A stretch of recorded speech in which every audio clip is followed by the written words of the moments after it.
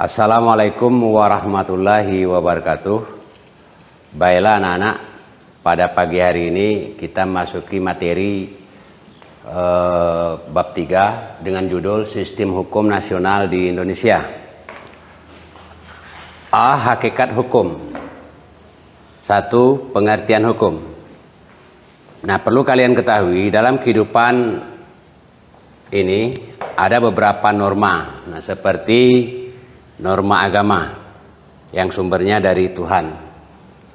Kemudian B, norma kesusilaan, sumbernya dari hati nurani manusia. C, norma kesopanan, sumbernya dari masyarakat. D, norma hukum, sumbernya dari negara garing pemerintah. Nah, yang perlu kita pelajari, yang kita pelajari pada hari ini adalah D. Tetapi yang ketiga ini juga sebagai aturan. Bisa juga dibilang ini sebagai real kehidupan. Namun ketiga norma ini memang tidak tegas karena sanksinya lamban. Nah, yang kita bicarakan adalah norma hukum yang bersumber dari negara garing pemerintah karena sanksinya tegas dan dapat langsung dirasakan oleh manusia. Lanjut kita masuk kepada pengertian hukum. Nah, yang pertama pengertian hukum secara sederhana, yaitu seperangkat peraturan yang dibuat oleh pihak yang berwenang sebagai aturan manusia dalam kehidupan bermasyarakat, bangsa dan negara. B, menurut para ahli. Nah, ini saya ambil 2 saja dan banyak, sebenarnya banyak ini. Nah, yang pertama Profesor Dr. Van Kan. Hukum adalah keseluruhan peraturan hidup yang bersifat memaksa untuk melindungi kepentingan manusia di dalam masyarakat. Nah, itu menurut Profesor Dr. Van Kan. Kemudian B, Otrick.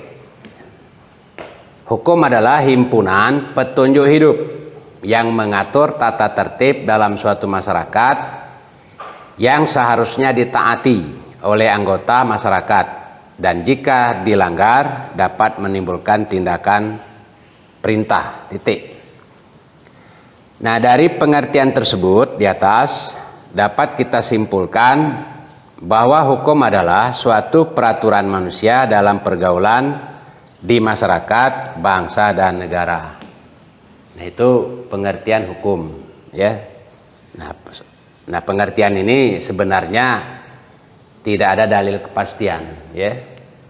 Tentu beraneka ragam pengertian ini. Nah, kemudian kita lanjut unsur-unsur hukum. Nah, jadi unsur hukum ini untuk menentukan hukum.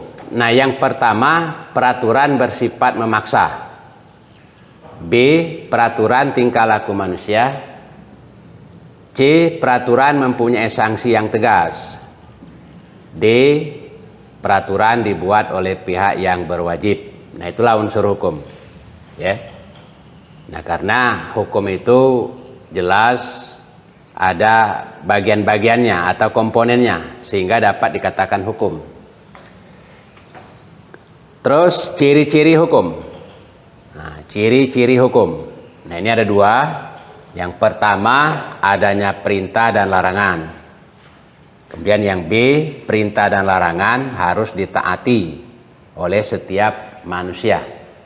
Jadi hukum itu tidak pandang bulu atau tidak diskriminasi. Kemudian isi hukum. Nah, perlu kalian ketahui isi hukum. Yang pertama, nah ini istilahnya gebot. Gebot ini suruhan, ya. Jadi kaidah yang berisikan suruhan. Nah, misalnya kedua orang tua wajib mendidik putra putrinya. Nah, itu suruhan. Nah, gebot, istilahnya gebot. Nah, kemudian perbot. Nah, perbot ini ya kalau misalnya di jalan itu kan ada perboden. Perbot ini larangan. Nah, jadi artinya kaidah hukum yang berisikan larangan. Yang dimaksudkan larangan itu begini contohnya. Nah, contohnya itu dilarang, ya, perkawinan yang masih ada berhubungan darah. Nah, itu yang dimaksudkan perbot itu. Ya, jadi dilarang melakukan perkawinan yang masih ada hubungan darah. Nah, lalu yang terakhir mogen. Nah, mogen ini kebolehan. Nah, jadi kaidah hukum yang berisikan kebolehan. Nah, contohnya pria yang ingin melangsungkan atau perempuan yang ingin melangsungkan pernikahan, nah boleh mengadakan perjanjian kepada calon pengantin, ya, yang maksudnya kebolehan ini. Nah, jadi misalnya begini, ada istilah ya kalau di daerah saya itu tunggu tubang. Nah, jadi perempuan itu tidak boleh kemana-mana, hanya di rumah itulah. Nah, jadi sebelum melakukan pernikahan, nah perempuan ini boleh mengadakan perjanjian dengan calon lelaki itu. Nah, itu yang dimaksudkan mogen ini. Ya. Nah, terus tujuan hukum. Tujuan hukum ini dapat dibedakan dua macam. Ya. Nah, yang pertama tujuan utama. Tujuan utama adalah untuk mewujudkan ketertiban dan keadilan. Nah, itulah yang utama. Jadi tertib baru keadilan. Nah, B, tujuan modern adalah untuk meningkatkan kesejahteraan rakyat yang sebesar-besarnya. Nah, itu tujuan hukum yang modern atau yang maju. Nah, lalu prinsip-prinsip hukum. Nah, prinsip hukum dapat diklasifikasikan tiga macam. Nah, jadi kata prinsip ini keharusan, harus. Dan hukum ini tidak ada istilah pandang bulu. Makanya adanya pengakuan dan jaminan hukum. Nah, adanya pengakuan dan jaminan hukum bagi setiap manusia ini.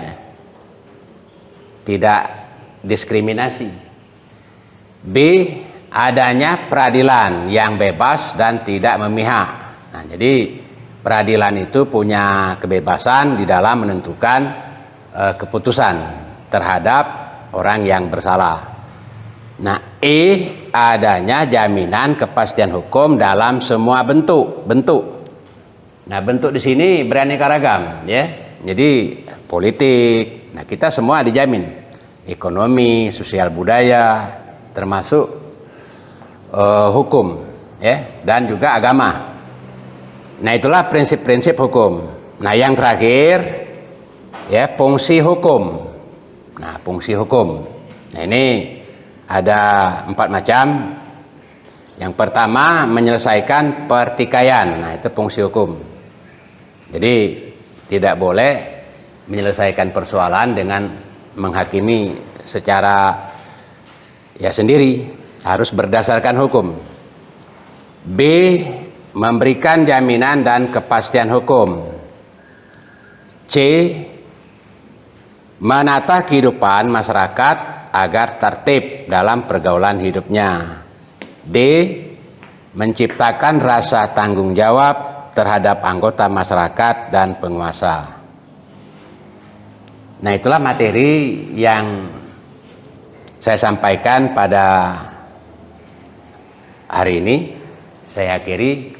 Assalamualaikum warahmatullahi wabarakatuh.